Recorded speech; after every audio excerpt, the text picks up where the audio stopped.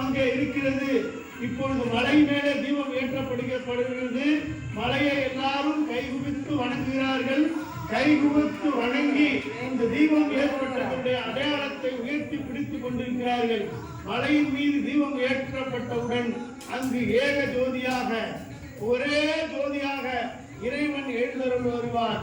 வானாகி மண்ணாகி வழியாகி ஒளியாகி ஊனாகி உயிராகி உண்மையுமாய் இன்மையுமாய் கோனாகி யான் எழுந்தவரை கூத்தாட்டு வானாகி என்று என் சொல்லி வாழ்த்துவனே என்று அப்படிப்பட்ட இறைவன் அங்கு ஜோதி சொரூபமாக விளங்குகிறான்.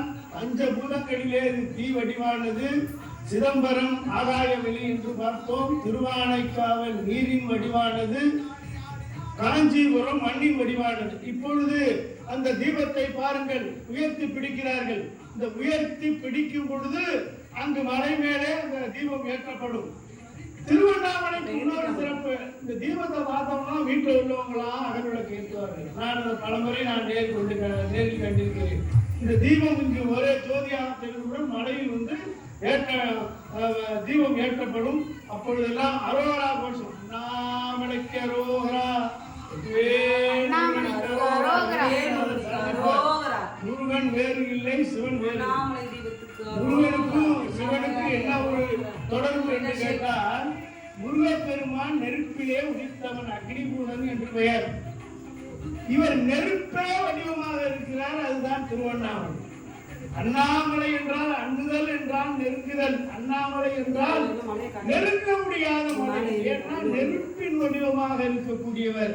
ஆனால் அந்த நெருப்பையும் கூட அகலாது அணுகாது தீக்காய்வார் போல என்று திருவள்ளுவர் சொன்னாரே, அந்த நெருப்பை கூட நாம் பக்குவமாக பணிந்து வணங்குவோமானால் அந்த நெருப்பு பல நன்மைகளை நமக்கு செய்வது போல நெருப்பு வடிவாக இருக்கக்கூடிய இறைவனும் நமக்கு பல அருளாக செய்வான் என்பதை சொல்லி அந்த நெருப்பு வடிவாக இருக்கக்கூடிய இறைவனை, திருவண்ணாமலை தீபத்தை வழிபட்டவர்களுக்கு எத்தகைய நன்மை ஏற்படும் என்று திருஞான சம்பந்தர் பாடிய அந்த ஒரு பதிகத்தின் வழியே இந்த உரையை நிறைவு செய்கிறோம். இந்த திருவண்ணாமலை திருஞான சம்பந்தருடைய பாடல், உண்ணாமலை உமையாலோடு உடனாகிய ஒருவன் பெண்ணாவார் வினை வழுவா வண்ணம் அருமே, அண்ணாமலை தொழுவார் வினை வழுவா வண்ணம் அருமே, அண்ணாமலை தொழுவார் வினை வழுவா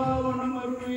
அண்ணாமலையை வழிபட்டவர்கள் அவருடைய வினையெல்லாம் நீங்கிவிடும் என்று சொல்லி, சொற்றுணை வேதியன் சோதி வானவன் தொற்றுணை திருந்தடி பொருந்த கைத்துழ கற்றுணை புட்டியோர் கடலில் பாடும் நற்றுணை வடிவாக இருக்கக்கூடிய அண்ணாமலையார் தீப வடிவாக காட்சி தருகிறார். கோபுரங்கள் எல்லாம் தீபங்கள். அப்படி சங்க இலக்கியத்தில் கூட அந்த தீபம் கார்த்திகை அத்தனைக்கே வலம் சைத்த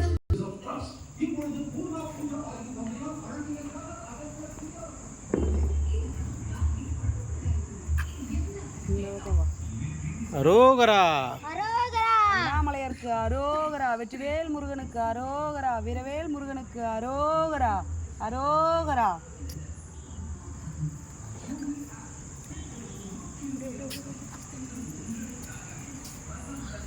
அம்மா ஏற்கனவே அடுத்த பத்து வைப்பா ஒரு